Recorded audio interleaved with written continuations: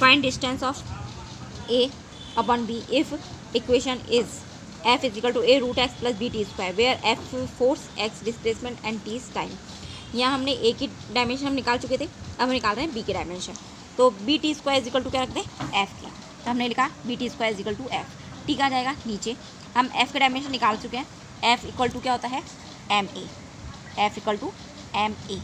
तो m1 m की value क्या हो गई 1 और a क्या होता है एक्सक्रेशन v अपॉन t और v क्या हो जाता है डिस्प्लेस अपॉन टाइम। तो t upon T into T क्या हो गया t स्क्वायर हो गया। हम क्या निकालेंगे तो वैल्यू कितनी हो जाएगी m0, m है ही नहीं यहाँ पे, s क्या डिस्प्लेसमेंट तो L1 और t 2 है तो ऊपर जाके क्या हो जाएगा माइनस का, तो t माइनस 2 ये हो गया। तो वैल्यू कितनी आ जाएगी a की वैल्यू हम यहाँ रख देंगे m0 L1 t माइनस 2, तो ये हो गया m1 L1 और t माइनस 2।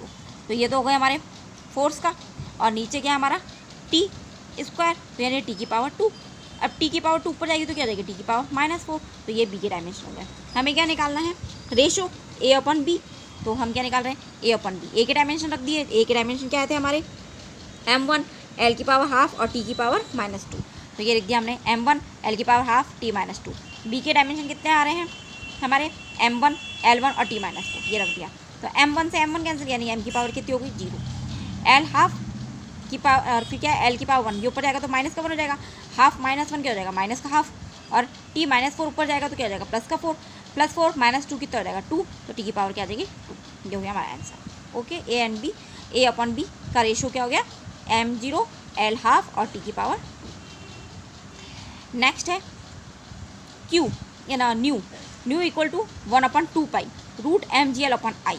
यहाँ पे हमें प्रूव करना है कि राइट हैंड साइड क्या है लेफ्ट हैंड साइड के इक्वल है। यहाँ पे न्यू क्या है हमारी फ्रीक्वेंसी है, एफ एम क्या है हमारा मास है, जी हमारा क्या है एक्सेलरेशन है, एल क्या है लेंथ है, और आई क्या है मोमेंट ऑफ इनर्शिया है जड़त्व आघूर्ण। न्यू फ्रीक्वेंसी क्या होता है इक्वल टू 1/t, एम भी नहीं है एल भी नहीं है तो हम क्या लिखेंगे m0 L0, टी क्या है 1 ऊपर जाएगी क्या जाएगी -1। ओके, अब हम ये तो हो गई हमारी लेफ्ट हैंड साइड। अब हम राइट हैंड साइड निकालेंगे तो m तो गया सका दे दिया।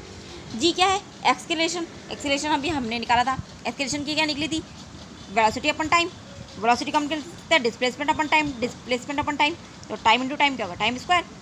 तो m0 L1 और t -2 यही हमने यहाँ लिख दिया m की जगह, m तो m1 हो गया, g m1 हो गया, और g की जगह रख देंगे L1 t -2, L length L1, और आई क्या है हमारा मोमेंट ऑफ इनर्शिया का फॉर्मूला होता है m r स्क्वायर, m क्या मास और r क्या हमारा डिस्टेंस, तो l की पावर 2, तो ये हो गया m1 L2। अब ये क्या है रूट के अंदर है तो इसलिए हमने रूट लगा दिया, उसकी पावर कितनी होती है 1/2, रूट को हम क्या लिखते हैं 1/2, तो 1/2 1/2 पाई क्या है कांस्टेंट है तो इसके कोई डायमेंशन नहीं होते, एम एल टी के फॉर्म में कोई भी डायमेंशन नहीं है इसके, ये कांस्टेंट है तो कांस्टेंट है इसलिए हमने इसका नहीं लिखा है। फिर 1/2 हो गया। अब सबको अंदर इंटू कर दें, तो पहले क्या करो m से m कैंसिल हो गया तो m0 हो गया, L2 ऊपर गया माइनस का 2 था, ये है प्लस का 1, ये L1 ये L1, तो दोनों L1 हमारे क्या हुए जुड़ गए तो क्या हो गया L2, और ये भी क्या हो गया L2 कैंसिल हो गया तो क्या हो गया L0, और t -2 ये हुआ, और इसकी पावर कितनी है बाहर 1/2, तो इसको करेंगे तो क्या आ जाएगा t -2 इंटू 1/2, 1/2 से 2 कैंसिल तो क्या आ जाएगा t की पावर -1। तो लेफ्ट हैंड साइड और राइट हैंड साइड क्या आ गया इक्वल आ गया। ओके, अब नेक्स्ट क्वेश्चन है हमारा, अब नेक्स्ट हम देख रहे हैं डायमेंशन इक्वेशन क्या होती है, यूजेस ऑफ डायमेंशन इक्वेशन। पहले हम डायमेंशन इक्वेशन देखते हैं, डायमेंशन इक्वेशन क्या है। डायमेंशन इक्वेशन होती है जब हम किसी भी फिजिकल क्वांटिटी को हम m l और t की फॉर्म में लिखते हैं तो उसे हम बोलते हैं डायमेंशन इक्वेशन।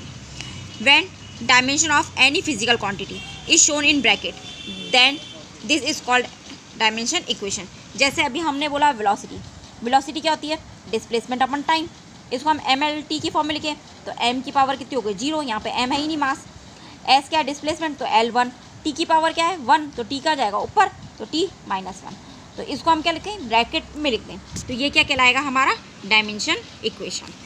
अब हमें हमारा है uses of dimension equation. Uses of dimension equation क्या है कि जब हम किसी भी फिजिकल क्वांटिटी को एक सिस्टम से, एक यूनिट सिस्टम से अनदर यूनिट सिस्टम में चेंज करते हैं, तो उसी को हम क्या बोलते हैं, इसका एक यूज़ है, यानी magnitude of physical quantity is convert into one unit system to another unit system. यानी कि एक यूनिट सिस्टम से दूसरी यूनिट सिस्टम में फिजिकल क्वांटिटी की यूनिट को हम क्या करें, चेंज करें। किसी भौतिक राशि के परिमाण को एक मात्रक पद्धति से दूसरी मात्रक पद्धति में परिवर्तित करना। सेकंड है कि उसकी करेक्टनेस को देखना, कि जो हम निकाल रहे हैं इक्वेशन, जो हमने निकाला है फॉर्मूला, वो हमारा सही है या नहीं। तो significance of any physical quantity, किसी भौतिक राशि की सत्यता की जांच करना।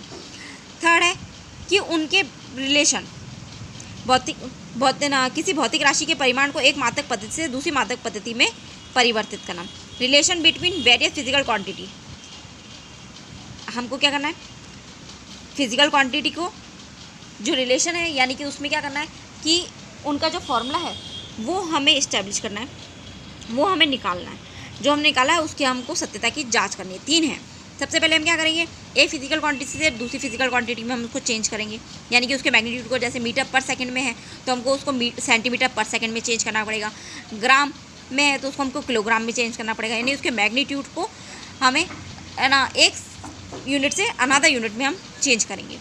फिर हम सेकेंड है कि उसकी फिजिकल क्वांटिटी की ना करेक्टनेस देखेंगे कि जो डायमेंशन है वो उसके सेम है या नहीं। थर्ड है कि हम देखेंगे कि जो हमने फार्मूला निकाला है वो सही है या नहीं, यानी सूत्र जो ना फार्मूला है जो वो उसको हम निकालेंगे। 3 है इसकी dimension, use of dimension equation. अब एक है कि Q equal to n e. Q क्या है, हमारा फिजिकल क्वांटिटी है, एन नंबर और Q है हमारा यूनिट। Q क्या है, फिजिकल क्वांटिटी, एन है हमारा नंबर और U है हमारा यूनिट। तो हम क्या बोल रहे हैं, एक यूनिट से दूसरे यूनिट में चेंज करना। तो N1 U1 is equal to N2 U2, तो N2 is equal to N1 U1 upon U2। अब इसको हम क्या समझ सकते हैं, देखो इधर इसको हम समझ रहे हैं इस तरह से। देखो क्वेश्चन है 1 न्यूटन अपन डाइंस में ना 1 Newton it's convert into dice. 1 Newton को हम किस में चेंज करना है, डाइंस में चेंज करना है। न्यूटन किसका यूनिट होती है, फोर्स की। तो 1 यूनिट को हमको किस में चेंज करना है, डाइंस में। डाइंस किसका है, CGS यूनिट है, सेंटीमीटर ग्राम और second. CGS centimetre gram second में हमको चेंज करना है, ठीक है। ये डाइंस है हमारी। तो 1 न्यूटन में कितने डाइंस होते हैं वो हमको निकालना है। तो हम क्या फॉर्मूला होता है N1 U1, जो अभी हमने देखा था, N1 U1 is equal to N2 U2। तो हमको क्या निकालना है, N2 निकालना है, ये वाला नंबर निकालना है ना। तो N2, तो हम क्या करेंगे, N2 क्या रहने दो और U2 को वहाँ लेके जाएं इसके नीचे। तो हम क्या लिखेंगे, N1 U1 अपन U2। ये 1 न्यूटन जो है वो क्या है हमारा MKS है। तो MKS में क्या होता है, मास, लेंथ और टाइम। तो किलोग्राम, मीटर, सेकंड ये होता है। और CGS में क्या होता है, ग्राम, सेंटीमीटर, सेकंड।